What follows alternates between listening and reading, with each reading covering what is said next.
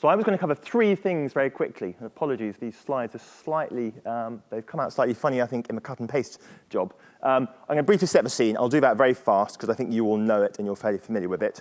I'll talk about some of the opportunities that we see broadcasters leveraging data pursuing, drill down very quickly into Channel 4 and Sky, who are on the panel in a moment, and then we'll talk about some of the challenges that we see our clients facing in terms of issues they're really grappling with when it comes to dealing with advanced advertising and data. So, first bit you know, TVs have long since become connected devices. No question about that. More and more video consumption is happening on other things. It's important just to be realistic about this, and this is something we find across the different markets we work across. The scale of the meltdown in linear TV viewing has, in many markets, been much overstated. In the UK, it's minimal.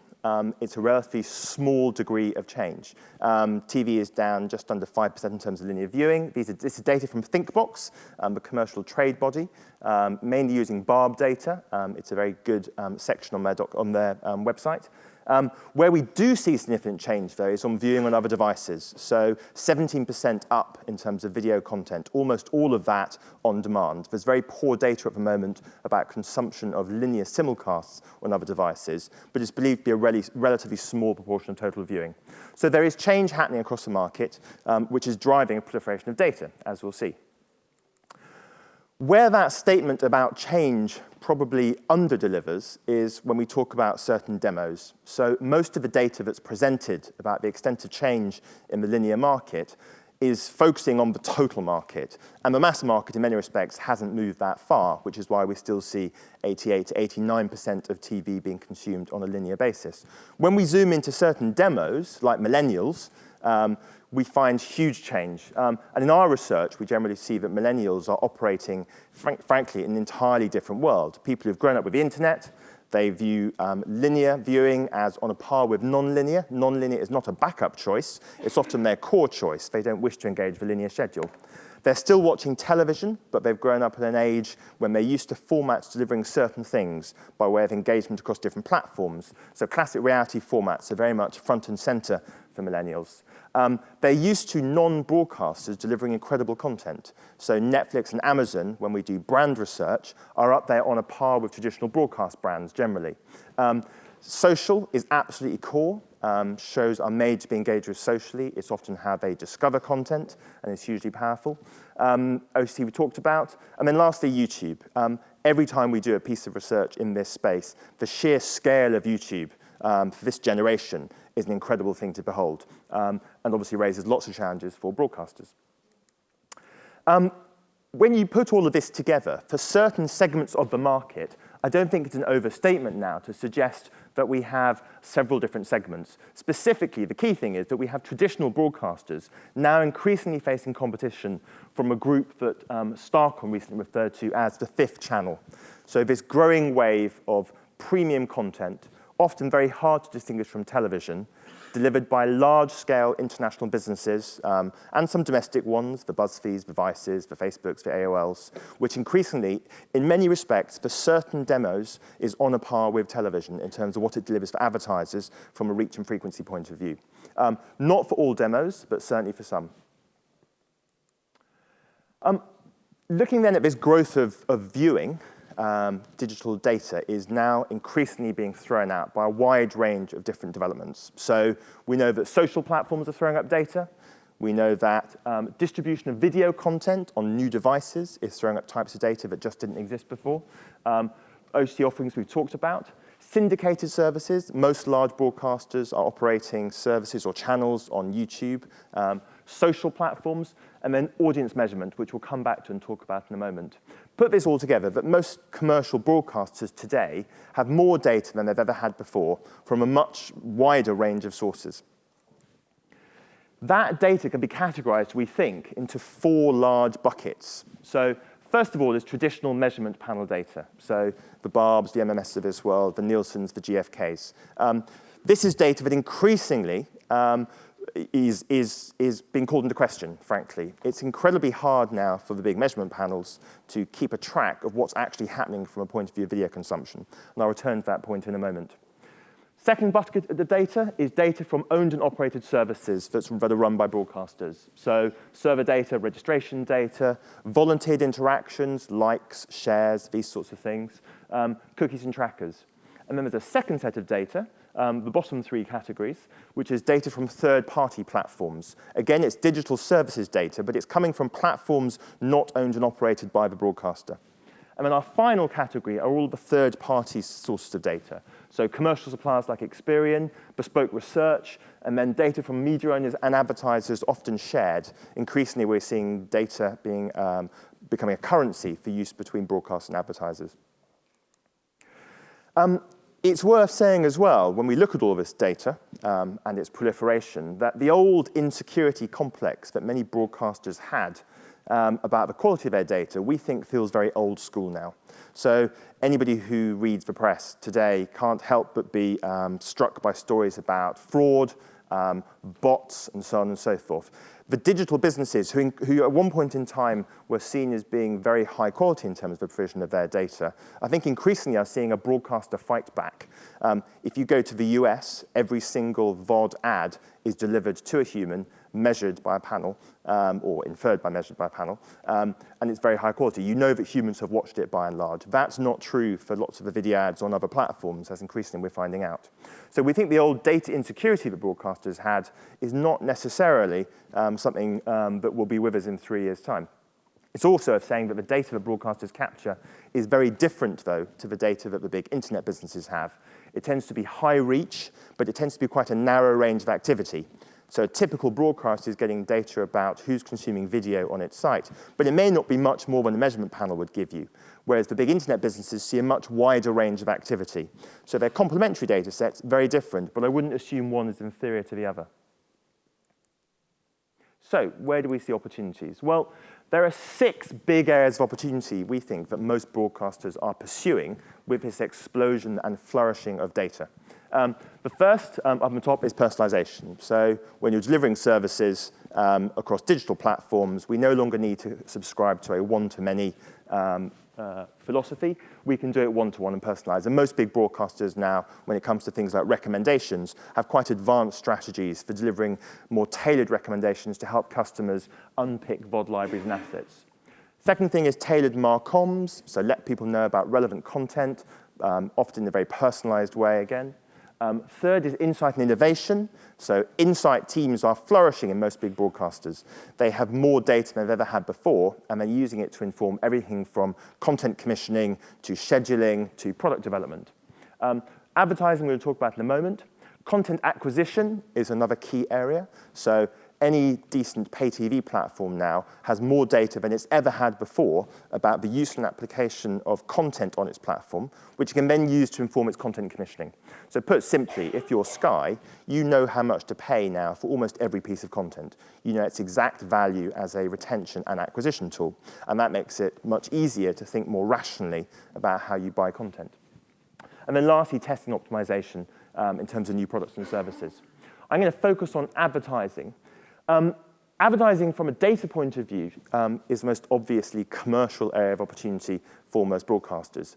I think the big development, essentially, is that it enables TV to deliver a far wider array of products. So we're no longer seeing TV spot adverts as the sole and only product. We obviously now have a much broader range of products which are complementary. So the range of solutions that your typical broadcaster can offer to a typical advertiser is much wider than it used to be. And this is obviously being supplemented by things like branded content, creative solutions, teams, content delivered on platforms like YouTube, and so on and so forth. So the big win for broadcasters is a much broader array of ad offerings to deliver for advertisers. You have to have that in a sense because in most markets, traditional TV spot advertising is low growth. It's pretty mature in most Western markets and is being actively attacked, obviously, by big digital businesses like Facebook and YouTube. So I'm just going to dive quickly into 2 leaders, we would think, in this space and talk a bit about their experiences with advanced advertising, just to tease out some of the opportunities. So first of all, Channel 4. when you look at how Channel 4 sold its video inventory on its VOD platform, now called All4, previously 4OD, traditionally it was sold via genre packages. So if you talk to a media agency, the standard view was that what you were basically buying was additional reach and frequency, and that the shows were being viewed essentially by the same audience as Barb told you were viewing on linear. So it was just a real extension of the linear broadcast service. It was packaged then against, roughly against demos, but what you see if you run through was that we had limited amounts of data. So most of it was being sold in 4 big buckets: factual, lifestyle, entertainment, and comedy. In 2014, Channel 4, having successfully implemented a registration wall for its content, originally just the archive, now for everything, began to look at how you deliver demographically targeted packages. In other words, to bring it more in line with what your traditional advertiser was able to buy on traditional linear TV. It's not a straightforward undertaking to figure out how to do that. Our role as a firm was to help, working with the Channel 4 team, to test and develop those packages. And there was a lengthy process of surveying the existing customer base, working with Experian to match data, and then figuring out how to gross that up against the entire 11 million registered 4OD base, now All4.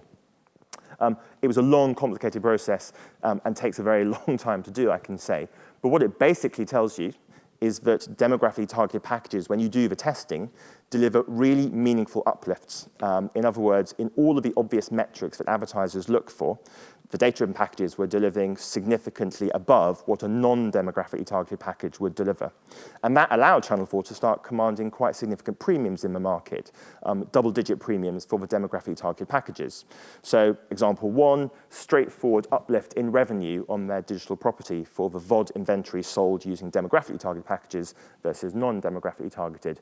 And they're now looking at rolling that out to incorporate other kinds of data. Second example, Sky. Sky has a really long track record of innovation in the broadcast market, everything from HD to OTT. You'll all be familiar with AdSmart, which was Sky's big innovation or big new product launch in the ad space. Prior to that, it had been pretty much a traditional TV sales house.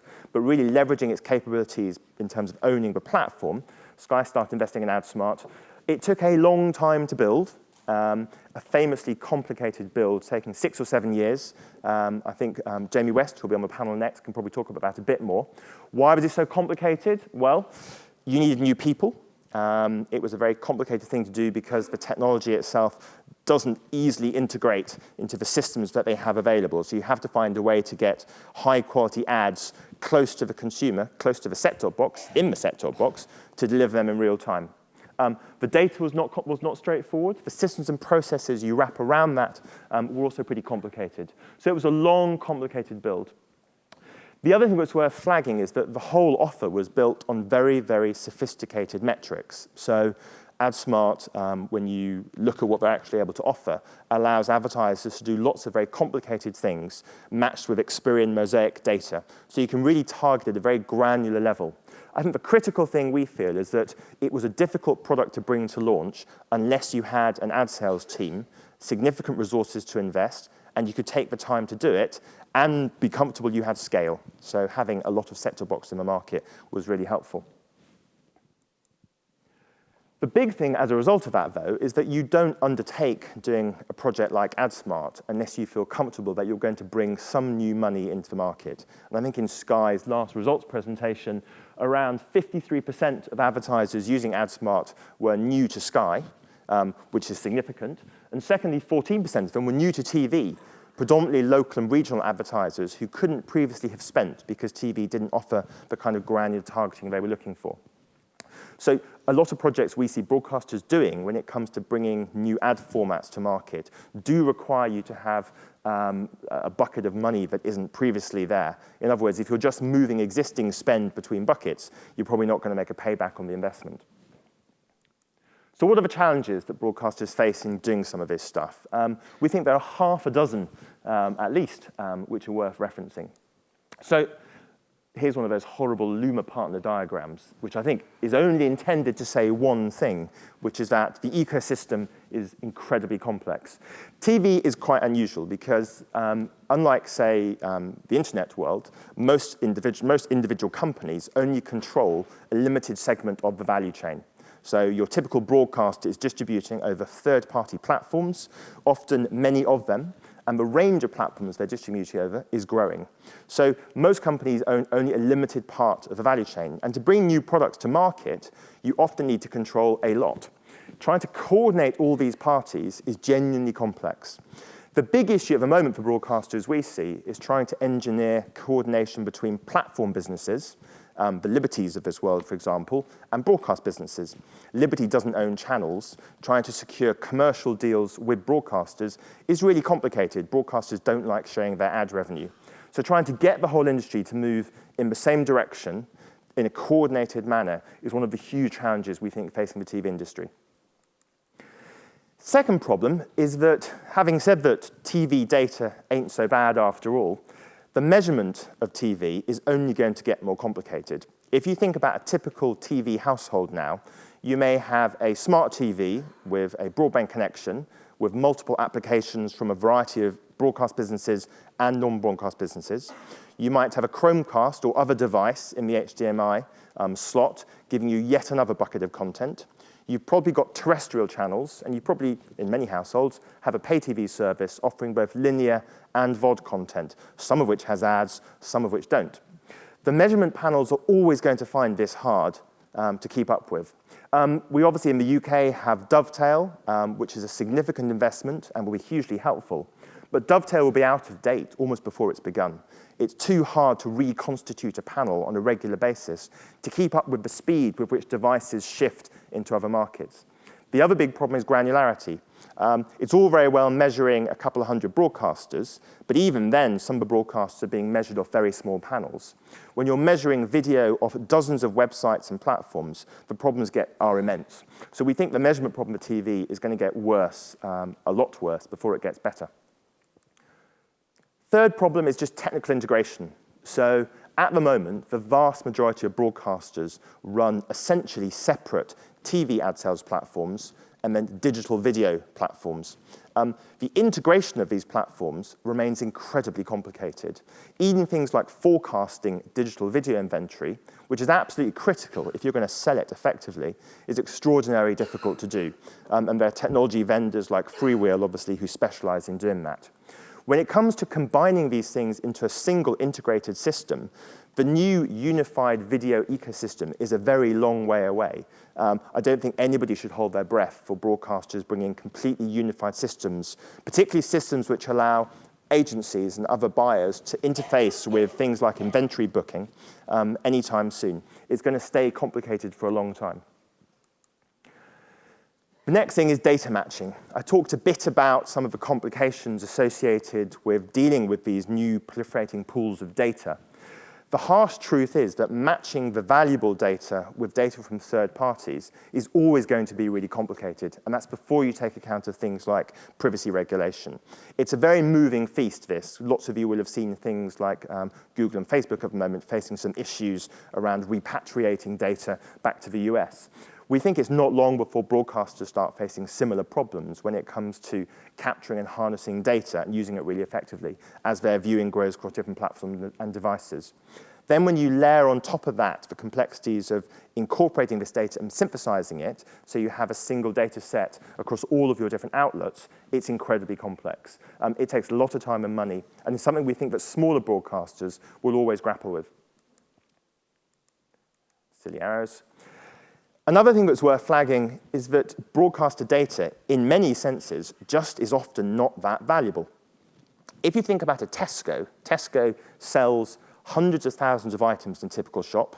It can change the price, it can change the marketing deals, it can change the shelf space and height.